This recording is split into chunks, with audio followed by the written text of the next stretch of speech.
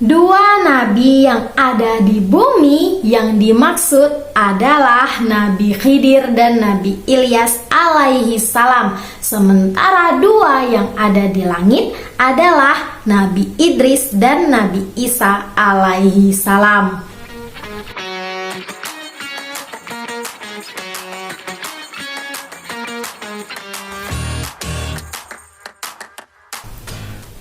Halo, assalamualaikum. Kembali lagi di kisah para nabi dan rasul. Hari ini kita bakalan bahas tentang Nabi Ilyas alaihi salam. Nabi Ilyas merupakan nabi ke-19 di antara 25 nabi dan rasul yang harus kita imani di dalam agama Islam. Kita langsung masuk ke ceritanya. Nabi Ilyas disebutkan di dalam Al-Quran sebanyak 3 kali. Nabi Ilyas juga merupakan keturunan keempat dari Nabi Harun alaihi salam. Al-Quran menyebutkan dakwah Nabi Ilyas secara singkat.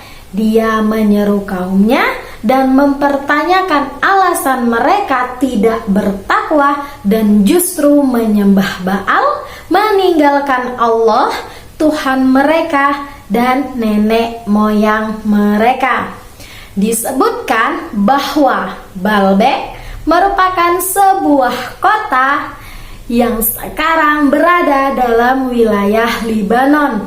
Pada masa Nabi Ilyas, kota ini didiami oleh bangsa Fenisia yang merupakan bangsa pelaut terkenal. Bangsa ini menyembah berhala Baal dan sampai sekarang masih ada sebuah bangunan altar bernama Heliopolis yang diyakini sebagai tempat penyembahan bangsa Fenisia kepada dewa Baal.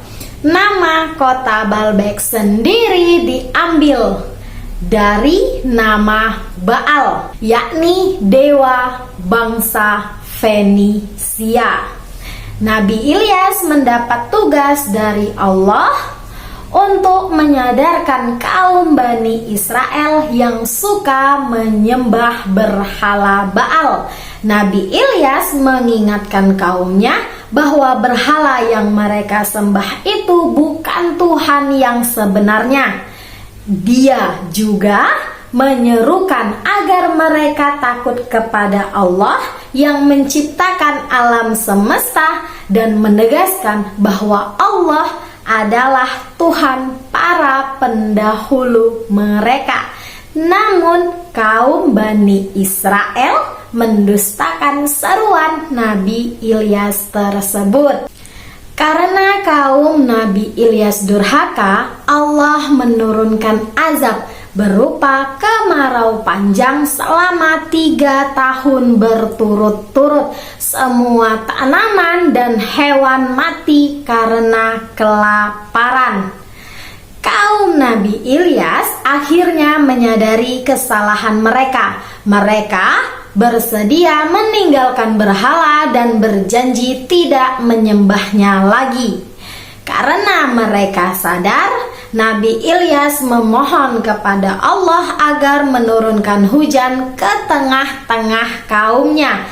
Namun setelah menikmati kemakmuran hidup, kaum Nabi Ilyas kembali ingkar. Mengetahui kekufuran kaumnya, Nabi Ilyas pun berdoa agar Allah menarik kembali nikmat yang telah dicurahkan kepada kaumnya dan mereka kembali ditimpa bencana yang lebih dahsyat daripada bencana sebelumnya. Nabi Ilyas juga memiliki seorang anak angkat yang bernama Ilyasa. Ia sering menemani Nabi Ilyas dalam melaksanakan tugasnya berdakwah, terutama ketika Nabi Ilyas sudah menginjak usia tua. Setelah Nabi Ilyas meninggal dunia, Allah mengutus Ilyasa untuk melanjutkan tugas ayahnya menyampaikan dakwah kepada kaumnya. Al-Quran tidak menceritakan kematian Nabi Ilyas. Beberapa penafsir Al-Quran awal menyatakan bahwa Nabi Ilyas berdakwah di kota Baalbek atau Ba'laba seperti yang tadi sudah disebutkan. Namun para ulama modern menolak pendapat tersebut dan menyatakan bahwa Nabi Ilyas dikaitkan dengan Baalbek di masa lalu lantaran awalan nama kota tersebut adalah Baal, yaitu nama dewa yang Nabi Ilyas perintahkan kaumnya untuk jangan disembah. Lebih lanjut, kota Baalbek juga tidak disebutkan dalam kisah Nabi Ilyas di Al-Quran maupun Alkitab. Di luar sumber Al-Quran, Nabi Ilyas juga dikaitkan dengan hal-hal mistik. Dalam sebuah riwayat disebutkan bahwa pada setiap tahun saat ibadah haji, Nabi Ilyas bertemu Nabi Khidir, tokoh mistik lain dalam literatur Islam. Sebagian riwayat menyebutkan bahwa Nabi Ilyas juga pernah bertemu Nabi Muhammad di luar Mekah dan bersama-sama menyantap hidangan dari langit. Ada kepercayaan di sebagian kalangan muslim bahwa ada 4 orang nabi yang masih hidup sampai sekarang. 2 hidup di bumi dan 2 di langit. 2 nabi yang ada di bumi yang dimaksud adalah Nabi Khidir dan Nabi Ilyas alaihi salam. Sementara 2 yang ada di langit adalah Nabi Idris dan Nabi Isa alaihi salam. Sebagian ulama berpendapat bahwa sosok yang bernama Nabi Idris yang disebutkan dalam Al-Quran merupakan nama lain dari Nabi Ilyas.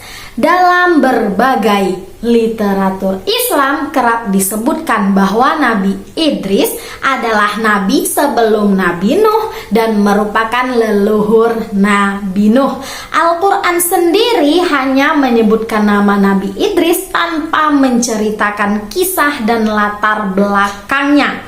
Keterangan bahwa Nabi Idris adalah leluhur Nabi Nuh tidak berasal dari Al-Quran maupun hadis, tetapi pendapat ulama, sehingga beberapa ulama modern mengkritik pendapat tersebut lantaran tidak adanya dasar yang kuat. Al-Bukhari menuturkan, diriwayatkan dari Ibnu Mas'ud dan Ibnu Abbas bahwa Nabi Ilyas itu adalah Nabi Idris. Pendapat ini berpijak dari hadis Isra Mi'raj. Nabi Muhammad bertemu beberapa nabi saat diangkat ke langit. Nabi Adam dan Nabi Ibrahim menyapa Nabi Muhammad dengan panggilan anakku yang soleh. Sedangkan Nabi Yusuf, Nabi Idris, dan Nabi Harun menyapa saudaraku yang soleh. Jika Nabi Idris adalah leluhur Nabi Nuh, berarti dia juga leluhur Nabi Muhammad, dan harusnya dia menyapa Nabi Muhammad dengan anakku sebagaimana Nabi Adam dan Nabi Ibrahim, bukan saudara. Selesai sudah cerita kita hari ini. Inilah cerita singkat tentang Nabi Ilyas alaihi salam. Minggu depan kita bakalan bahas tentang Nabi Ilyas alaihi salam yang merupakan nabi ke-20. Jadi sisa 6 nabi lagi yang bakalan kita bahas. Mohon maaf jika selama menjelaskan cerita ini kalian merasa tidak nyambung atau bahkan sumber-sumbernya ini kurang. Kalian bisa komen di bawah cerita menurut versi kalian dari yang kalian baca atau yang kalian dengar dari orang, bahkan dari guru di sekolah kalian. Terima kasih juga yang sudah menonton. Like, komen, dan subscribe. Saksikan video-video yang lalu dan video-video selanjutnya. Sampai jumpa minggu depan di kisah para nabi dan rasul bersama Ayu. Assalamualaikum warahmatullahi wabarakatuh. Dadah.